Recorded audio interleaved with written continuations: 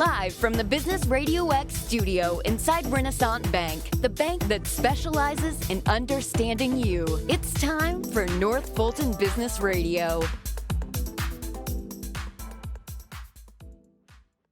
And hello again, everyone. Welcome to another edition of North Fulton Business Radio. I'm John Ray, and folks, we are broadcasting from inside Renasant Bank in beautiful Alpharetta.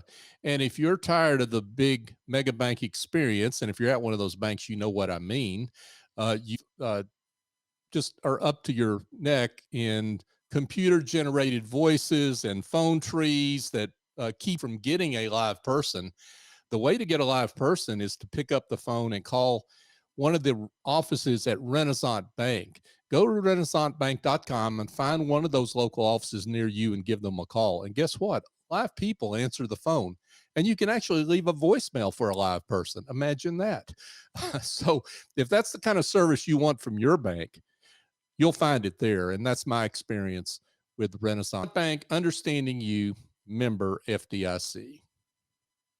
And now I want to welcome an old friend, Bill Lampton. Bill is the Biz Communication Guy, the Biz Communication Guy, right, Bill? Yes. For both of us, let's say longtime friend, not old friend. Okay, that I like that better. Much better. Thank you for that. Bill, for those that don't know you, give an introduction to you and your work. How you serving folks out there? Thank you. Yes, as you say, the Biz Communication Guy, that sums it up rather well because I work with businesses at all kinds of levels to help them identify their communication problems because usually, and I was in management for 20 years, usually you can't see your own problems. And that's why you need an objective, outside, qualified voice to come in and a set of eyes to see what you're doing and to find ways to improve that. So I service patients, executives, rising executives as a keynote speaker, a speech coach, and a communication consultant. And I've been doing that full time since 1997 after my management career and also teaching communication at the University of Georgia prior to that. So communication has been running in my blood a long time, John. It has. And I'm just curious, Bill, you've been at it for so long, but what got you started down this journey? And why communication? What captured your fancy about the power of communication early on in your life? My fascination began in my college years. I remember so well, I was, like many other students at a small liberal arts college, I was required to take a speech course. The course, naturally, that most people dread taking. So I was enrolled in a speech course, never having any dreams at all that decades later I would be on the speech communication faculty at the University of Georgia, teaching other people who didn't want to be there. And in my basic speech course, I became enamored of the fact that if a student really prepared well, knew a topic, mastered it, and presented it with vitality and with good supporting information, that student in 10 minutes could change opinions. And not only that, could even change behavior. At the same time, John, I was a history major. And certainly as a history major, I noticed the incredible impact of communication. I think my major focus of study was World War II, and I still read a lot about World War II.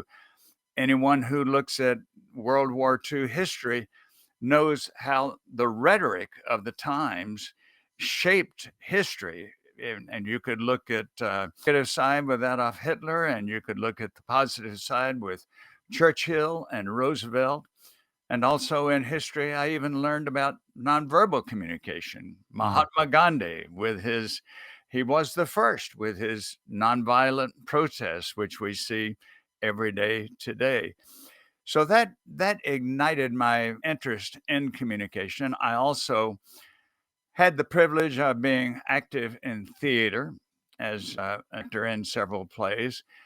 And really, I found out that was more difficult than speaking, because in speaking, you rely only upon yourself. And acting, if somebody else forgets their lines or if somebody else is not having a very good night, that reduces your impact.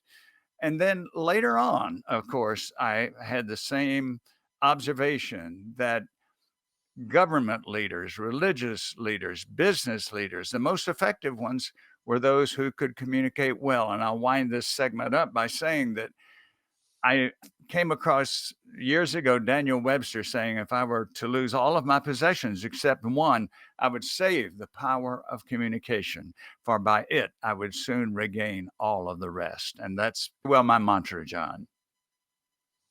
Yeah, that so right. I mean, there's so many figures to point to that inspire us from a historical point of view, and I think your passion, but the people that know you, your passion for this subject inspires us. So thank you for that.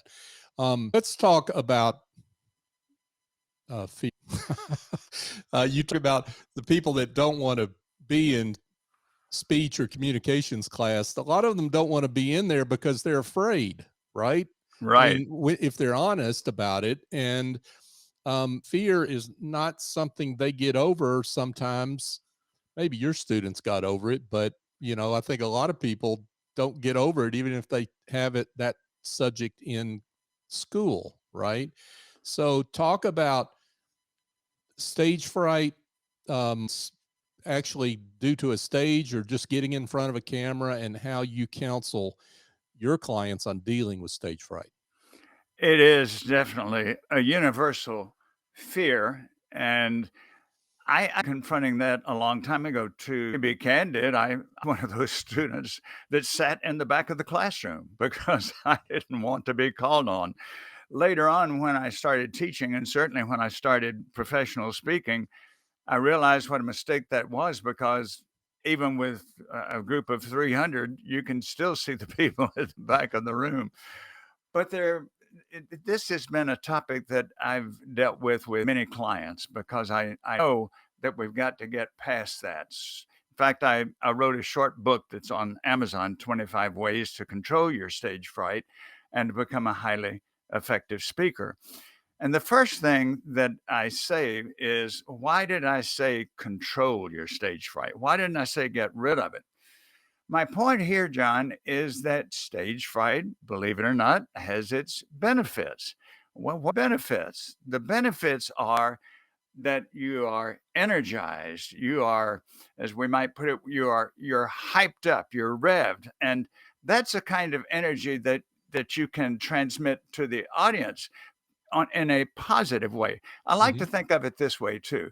Suppose somebody gave you some complimentary tickets and you went to a UGA football game, and here's a crowd cheering before the kickoff. The team comes out from the locker room and they all go sit down on the bench and start yawning. Kind of game would you expect? No, these guys are, they're slapping each other, they're high-fiving, they're jumping around, they're waving to the crowd. And really, before my scheduled conversation with you this morning, I get the butterflies in the stomach, and I would worry if I didn't. There's a saying that I wish I had originated, but it's a good one, and is, it's okay to have the butterflies, just get them to fly in formation. So several quick tips. One is, remember that the audience is on your side. The audience is pulling for you. Why? Because we've all been in situations, hopefully not when we were speaking, but we've all been in situations where the speaker is clapping, just very obviously. The audience is just as uncomfortable as the speaker. So the audience is pulling for you.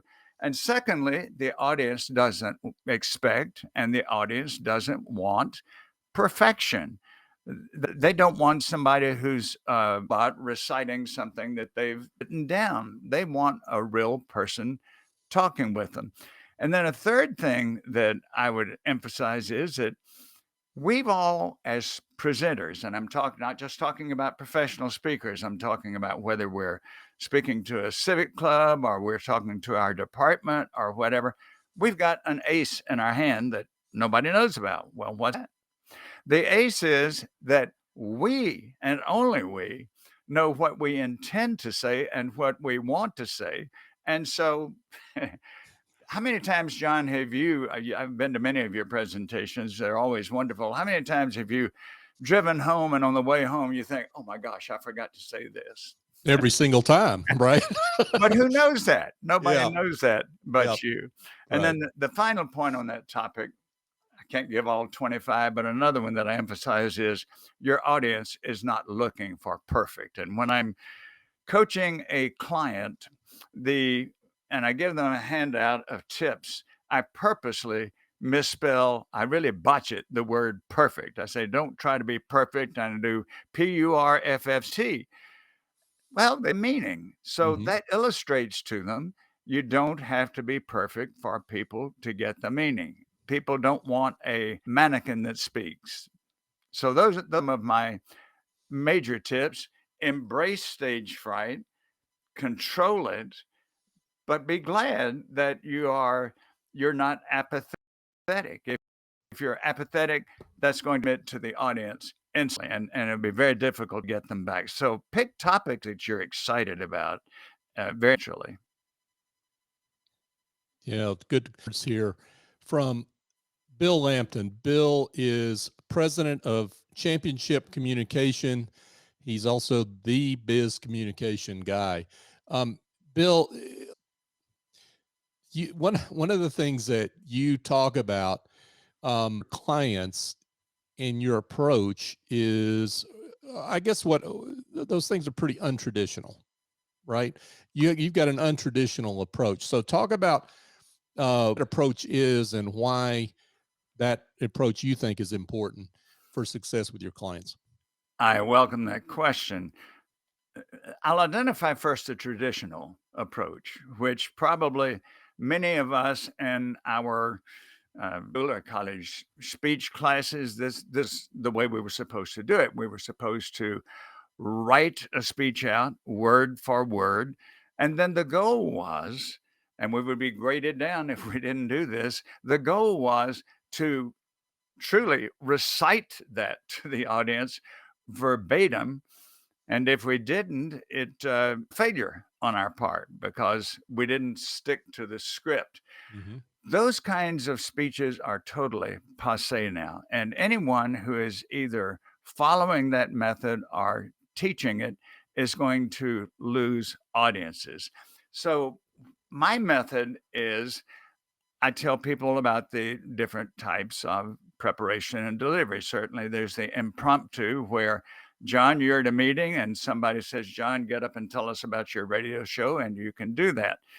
And then, second, of course, would be a speech that is written and one that is memorized. But what I teach is the key words method. And this means that you do master your topic just with all the research, with interviews you may need to do ahead of time, with experts, whatever you do, you master the topic. That's essential.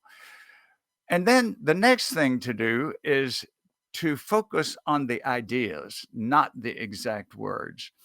So I have given many 2-hour presentations where my notes, they're not PowerPoint necessarily, but my notes will be some keywords that I've written on the back of an envelope. I don't carry notes up there with me. I don't carry a manuscript. And every now and then, every 20 minutes or so, I will look down at notes. So what I'm emphasizing is that a speech, as I remember one teacher of rhetoric said, a speech is not an essay standing on its hind legs. I love that. A speech is where we've got something compelling, beneficial, interesting, possibly humorous that we want to share with our audience. We get the topic down pat.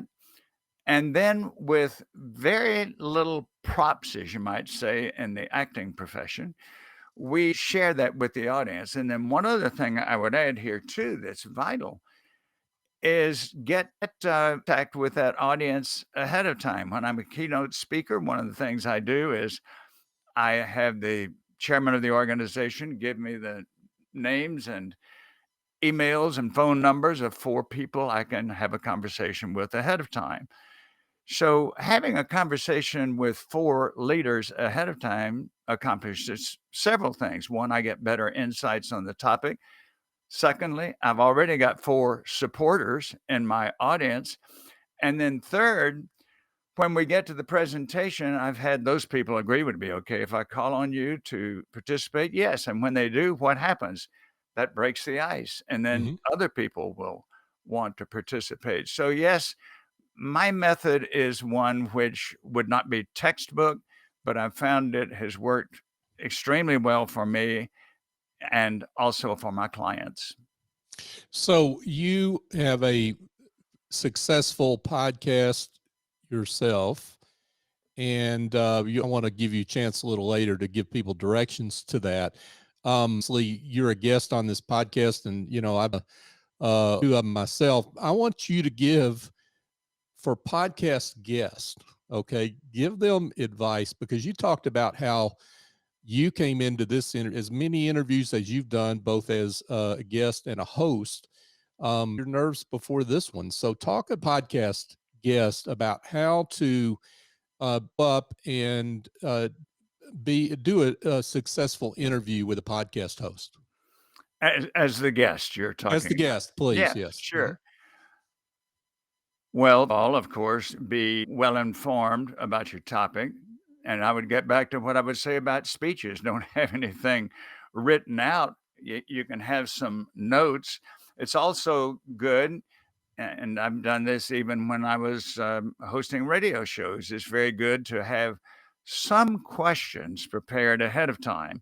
Now, in my case, when I'm hosting a podcast guest, I study their background, I study what they're doing, and I present the questions to them about a week ahead of time. In your case, John, you asked me to provide the questions, which was fine. And then the guest, to be the absolute ideal guest, recognize that this is not going to be strictly a Q&A situation. John asks this, Bill answers this. So Right. be open to impromptu questions in any conversation. One topic or one statement is going to lead to something else. So be open, be flexible, and don't try to be a broadcaster. We broadcasters every day on the news, and we say, "Gosh, that's I've got to be like perfect diction, never saying never looking around wondering what to say next." Those people are paid professionals. They've been doing that since they were in high school and through journalism school, and that's what their audiences want. But your audience wants a real person who's responding in real time. So prepare, whether your host does the questions or you do, be flexible, use a conversational tone, and have a conversation, not an interview, which I feel John and I are having now, and we want it that way. And so do our guests and listeners. Absolutely. And just prove the point on improvisation, folks, that he supplied all the questions. See, I just threw that question in, that question about podcast guests. He did not give me that one. I wanted to throw that one in there, Bill, because what you had to say earlier about preparing for a speech, a lot of that seemed to fit great advice for a podcast guest.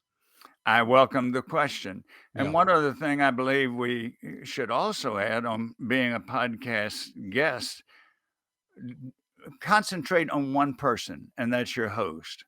Don't worry about 100 or 1,000 or 10,000 people watching you or listening to you. Just concentrate on your host. Make it as we're having coffee with them even.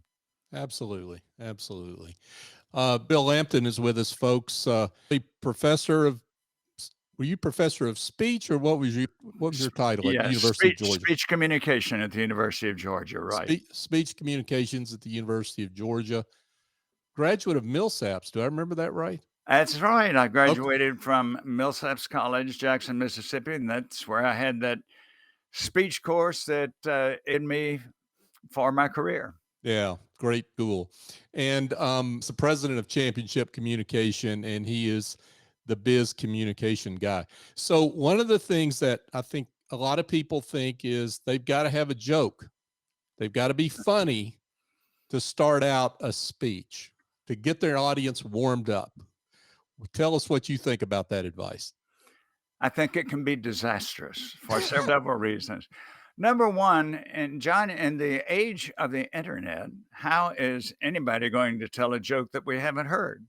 You know? Isn't that And true? so it might be old material. Secondly, the reason not to start with a joke is that it's expected, it's customary, it's ordinary, and you don't want to start in just the same way everybody else does. A third reason not to start with a joke is that we all know that practically every joke has a fall guy, has somebody that's a victim. Now, you as the speaker might be thinking, well, I look at my audience here and I can tell a joke that slams somebody else and that'll be okay. But it's not okay, because there are people in that audience who will empathize with the fall guy that you're talking about. Mm-hmm. And then again, many of us just can't tell jokes effectively. We think we can. I could do it on the golf course with my buddies. They might have gotten tired of them, but I could do that okay there. Telling a joke with an audience, so what if it flops? That's the biggest dangers and one of the biggest reasons not to tell one. If it flops, you're embarrassed, your audience is ill at ease, and you'll have a heck of a time getting them back. So for those reasons, I'm not against humor. You can start with a quip. You can, and of course, it should be a self-directed quip a la Rodney Dangerfield. But don't start with a canned joke. Start with a story, a personal incident, a statistic, a recent event that people are talking about. Those are much better ways and safer ways to begin your presentation. Bill, I want to ask another question that kind of not one you gave me, but one for us to talk about, but one that kind of I'm sure our listeners may be thinking, particularly those that have stage fright. They hear your advice about you just not coming with a script, not coming with, the doubt speech to read. I love the speech on legs for that one. Not an essay. A speech is not an essay on his hind legs. I love that one. That alone scares people to death. Without that, keywords, and being afraid they're not going to say everything they wanted to say, maybe being afraid that they're going to go too long, because one of the things that essay on hind legs does, and once you get to the end, that's it, right? I mean, so sometimes you can go on longer than you intend by just having keywords to speak off of or notes. But talk to that fear that listeners may have about using the method that you describe. The fear of time factor? Well, the fear of just using, I guess, a lattice work of keywords to deliver your speech versus having everything written out for you and making sure that you say everything you want to say and you do it in the time you need to do it in. Well, let's get to what we commented on a couple of minutes ago, that if you don't say everything you wanted to say, nobody knows that. Unless you have mentioned, I've got 5 points at the beginning of it, and you get to number 4 and you run out of time. But for the most part, you leave something out, they don't know. That's an important point to stress again. But one of the things that happens in speaking is that the time seems to fly by to the speaker, whether it does to the audience or not. And that is a challenge. One of the items that I've posted often on LinkedIn, John, is that if you want credibility with your audience, and if you want them to invite you back again, when you say in conclusion, mean that.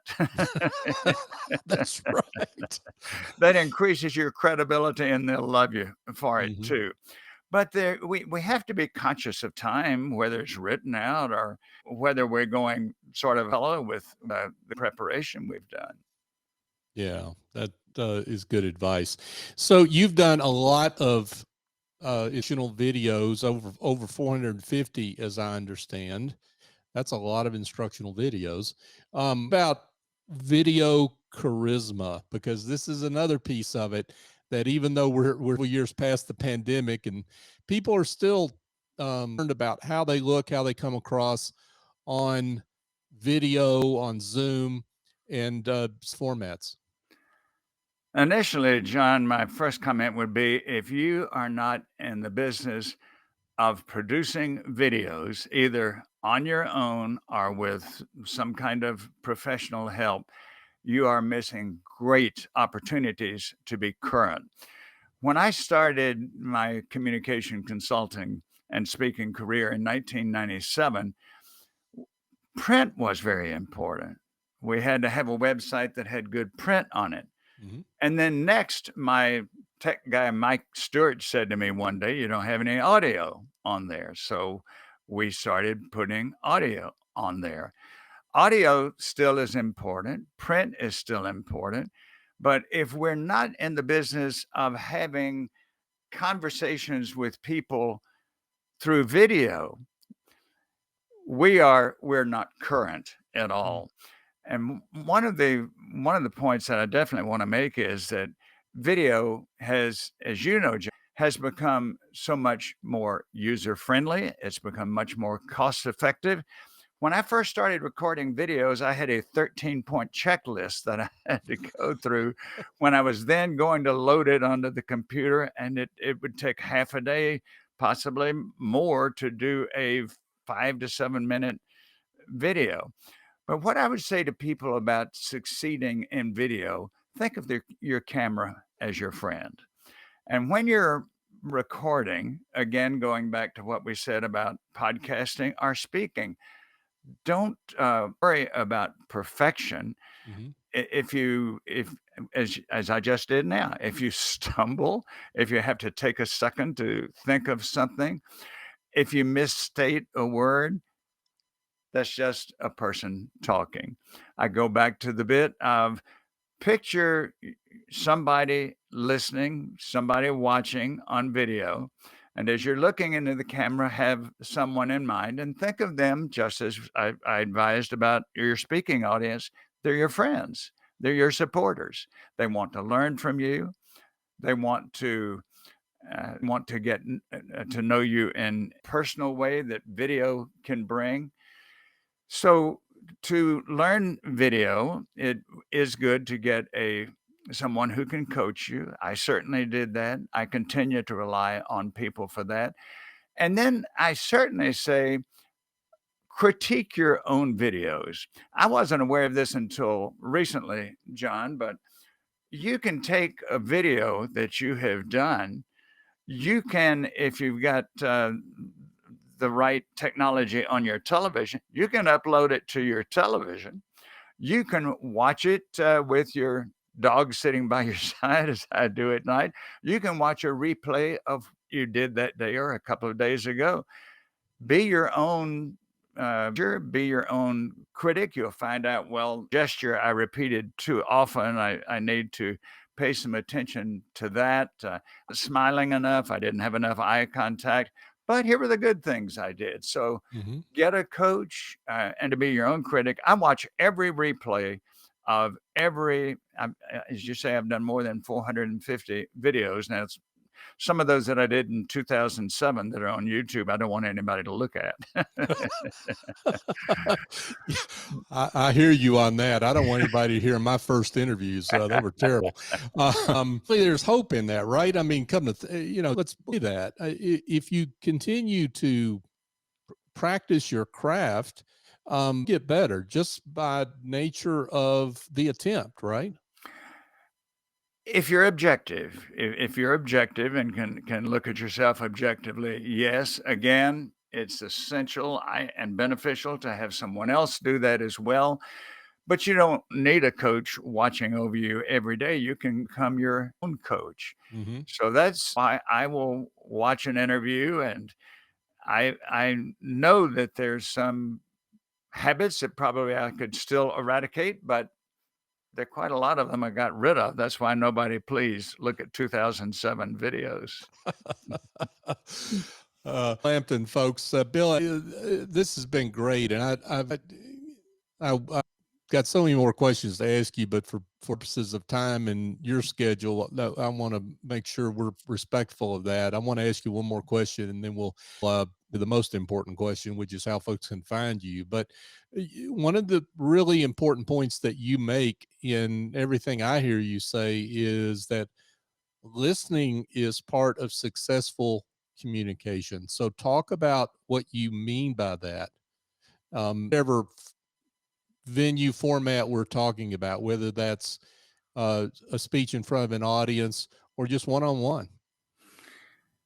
Listening is one of our most powerful communication tools, and it's definitely one of the most neglected. I guess every communication course that you could look at in high schools or in colleges, they talk about sending messages, but they don't talk very much about receiving messages. And I'll give a very quick illustration. Early in my speaking career, I was invited to speak to a group in Atlanta, a lunch group. So they asked me, we'd like to give your title. Would you give that and we can promote the show that way? So I said, yes. And my title was Listen Your Way to the Top, because that's something that I firmly believe. So when I get there, John, the printed program has my name and my topic is Speak Your Way to the Top. So I pulled the host aside and I said, I don't want to embarrass anybody, but this is a great way for me to illustrate what most people think, even when you say that listening is so important. We then had a 1 hour discussion of listening problems. Now, to me, I would refer everyone to Stephen Covey's chapter 5 in which is titled, the chapter is Seek First to Understand and Then to Be Understood. He gives 5 levels of listening. Number 1 is ignoring.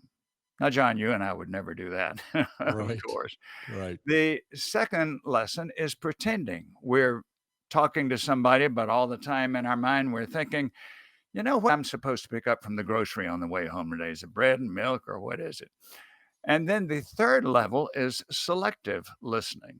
Selective is where, John, you called me in for my annual interview, appraising my work. And so I'm listening very well selectively while you're telling me what a great year I've had and how well I've performed. All of a sudden you say, but Bill, here's some things we got to work on. Okay, I get into selective listening then. Okay. The fourth level is attentive listening. Okay, we're getting better now. We're understanding what people are saying. We're giving them our full attention. But the best level, the highest level, we all need to strive for, which Covey states, and I fully emphasize, is empathetic listening, where we not only go to the words, but we go to the feeling beyond the words. And I'll conclude that section with Covey saying, most people don't listen. They are waiting their turn to speak. My experience has been that if you become a superb listener, you may, in your career, you may surpass the superb talkers many times. So listen your way to the top, folks. Yes. Yes. It was Bill Lampton, Dr. Bill Lampton. The communication guy. Bill is the president of his own practice, Championship Communication. Bill, this has been fantastic. I always learn something when I'm with you without fail. So thank you for that. And I know our listeners have learned a lot as well. And some of them may want to be in touch. So let's tell them how they can do that and how they can find you. And I mentioned earlier your podcast. So let's make sure we mention that as well. Thank you, John. And I feel, as always, honored to be your guest. I appreciate your work so much, and I can hardly wait till December when your book comes out. I get to read that very quickly and interview you about pricing and value, which you have mastered. Thank you. The best way to get in touch with me is the Biz Communication Guy. My website, quite logically, is bizcommunicationguy.com. When you go to the website, you can find there to subscribe to my podcast, the Biz Communication Guy podcast. Also, of course, I'm on the social media. I'm on LinkedIn. And I welcome phone calls. My number is 678-316-4300. Call me for an exploratory, non-obligation call to tell me about your communication challenges and problems. We'll discuss how I can assist you with them. So I look forward to follow-ups from my interview with, conversation with John. He's a remarkable host, and I appreciate this. And thanks to those of you who were with us as viewers and listeners. Bill, thanks again. Bill Lampton, Dr. Bill Lampton, Championship Communication. Thank you again for coming on. I really appreciate you. Thank you. Hey, folks, just a quick reminder. Speaking of stumbling over things about speeches and videos, but what about your back office? If you've got issues with bookkeeping or preparing presentations, or maybe it's just those little tasks that you're spending way too much time on that an assistant could take off your hands and make you a lot more productive in your business. Well, the folks at Office Angels have solutions for you, and their solutions are angels who fly in, get the job done, and they fly out, and they do it on an ongoing or as needed basis. I know of the great work they do because they do it for me, and I couldn't run my business without them. So give them a call at 678-528-0500. Explain what your problem is, and I'm quite certain, will come up with a solution for you that will help you restore the joy to your business. And folks, you mentioned I've got a book coming out later this year, December 2023. Set here right now. It's called The Generosity Mindset Method for Business Success. Raise your confidence, your value, and your prices. If that's something of interest to you, if you're a professional services provider, you may particularly find this book helpful. Do thegenerositymindset.com. You can sign up to receive updates when the book gets closer and when it's released, where you can find it. Want to get in touch with me directly, you can email me, john@johnray.co is my email address. And I want to thank you, our listener. You have helped us get over now 700 episodes of this series, North Fulton Business Radio, and encouragement and support every day. And I'm so grateful for that. You help us live into our mission to be the voice of business in the North Fulton region and beyond. And we're grateful for you. Continue to do what you've always done. Share the show.